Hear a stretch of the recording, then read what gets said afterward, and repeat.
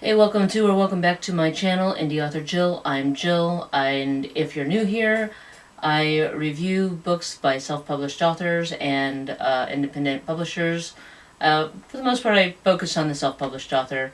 Today we are looking at A Discovery of Talents by Phoenix McDonald. This book, again, one of those page-turners that I enjoy. It's a fantasy. Marcus is a 16-year-old kid living on Earth. When he was 9, he was in a car accident where his arm was amputated and he had serious injuries to his back. He's had a lot of different surgeries on his back, and despite all the advance in medical technology, he was only able to get as far as having a prosthetic arm and having to walk with a cane. Walking is very painful for him, and walking too far he is almost impossible, so he has to have a wheelchair. And if you're doing Her Kid, definitely get this book because it checks a lot of boxes. You got the BIPOC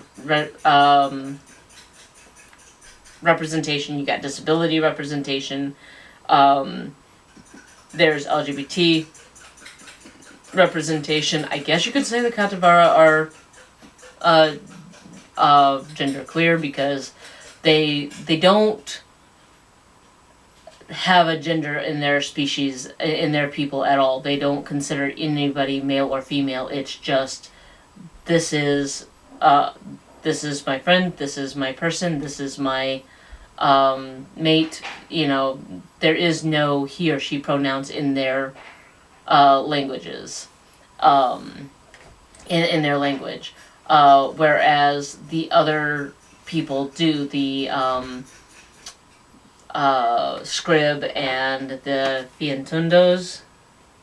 There's a pronunciation glossary in here.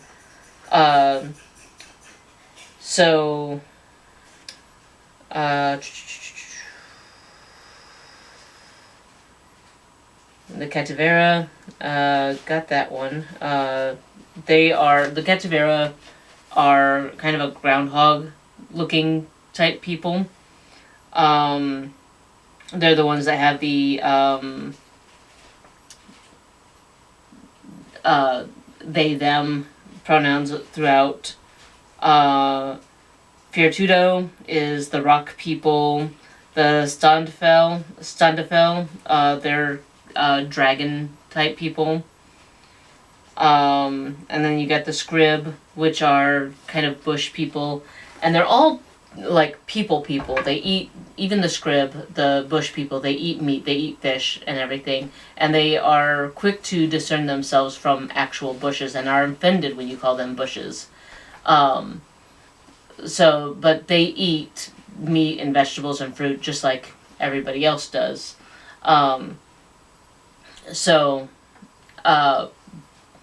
But Marcus is a human living in this world, and he finds out that everybody in the talent bloodline can travel to a world called Limestone, where you meet the Standefell and the Fiertudas and the Katavaras and the Scrybbs, and he quickly makes friends among many in this world.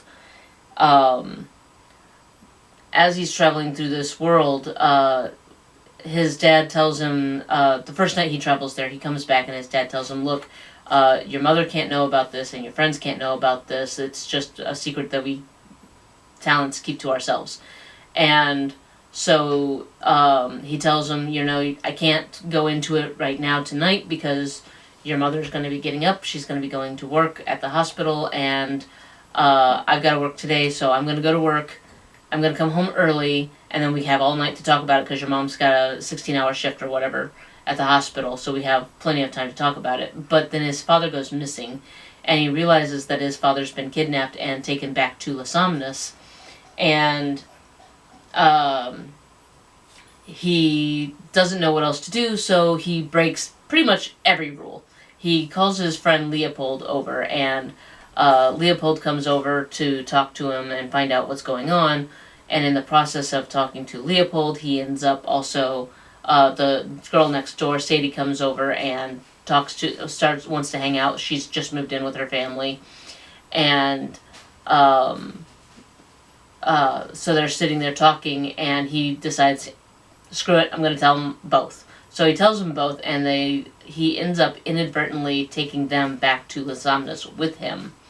And through his travels through Les Somnes, he finds a little bit of information about his grandfather, who he barely knew, and more information about his father than he ever wanted to know. And he finds out that his grandfather was a really great man, respected and admired here in Les Somnes by these people, and Deacon was very much the opposite. He is well known, and only maybe one or two considered him respectable.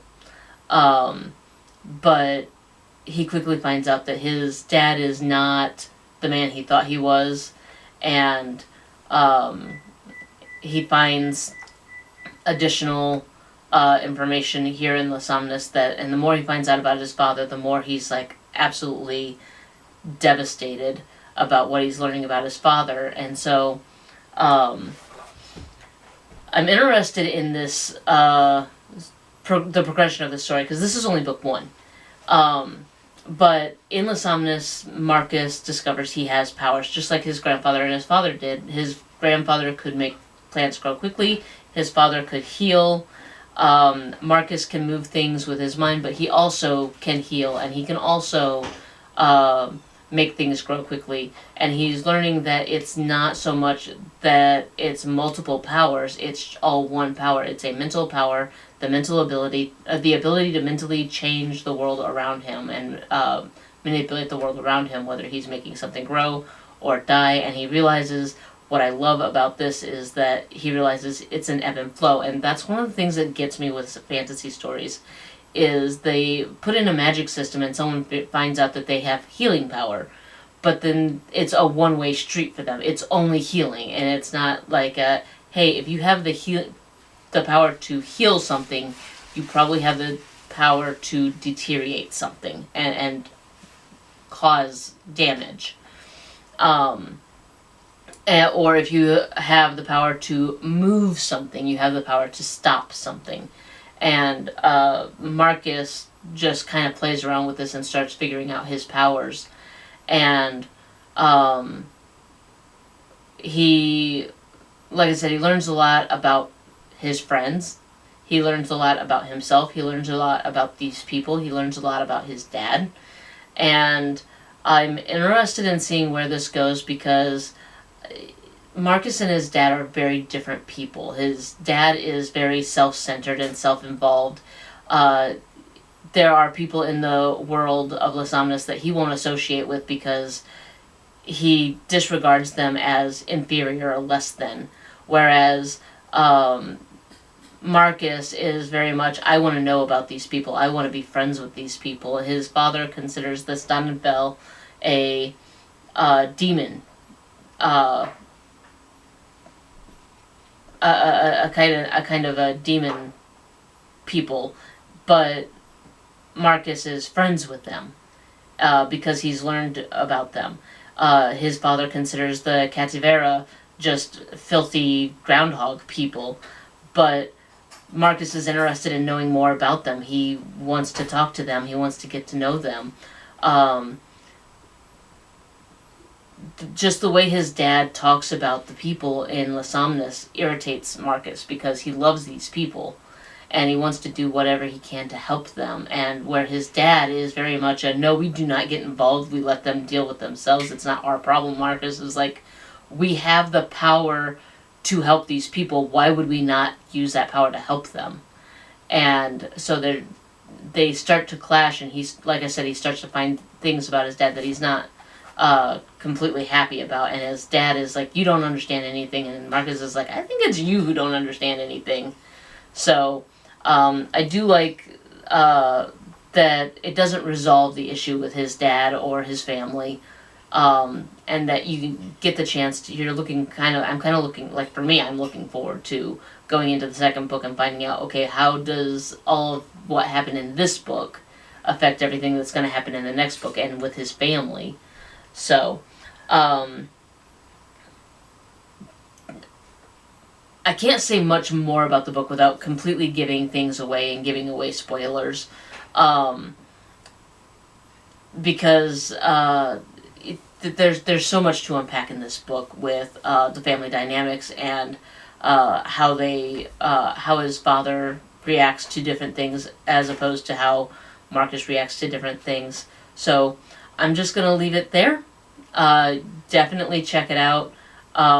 I do like the disability rep where he has the power to heal. He can either heal himself or he can use the Hellafreeze to heal himself. And people keep asking him, why don't you heal yourself? You know, because of all the back injuries and everything. They're like, just heal yourself. And, you know, fix yourself and make yourself normal. And he was like, I am normal. It's like, yeah, I have one arm missing and I have to use a cane, but I've dealt with it this long and there's nothing wrong with me. I'm not broken. You know, there's nothing that needs fixed. I don't need fixed. I'm fine the way I am. And I like who I am because it's made me who everything that I've been through has made me who I am. Why would I change that? Because then I would change who I am, and I don't want to do that. So I do like that his disability never gets quote-unquote fixed, you know. So, yeah, like I said, I'm going to leave it there. As usual, the link is in the description below. And until next time, that's all I've got for you. So, bye.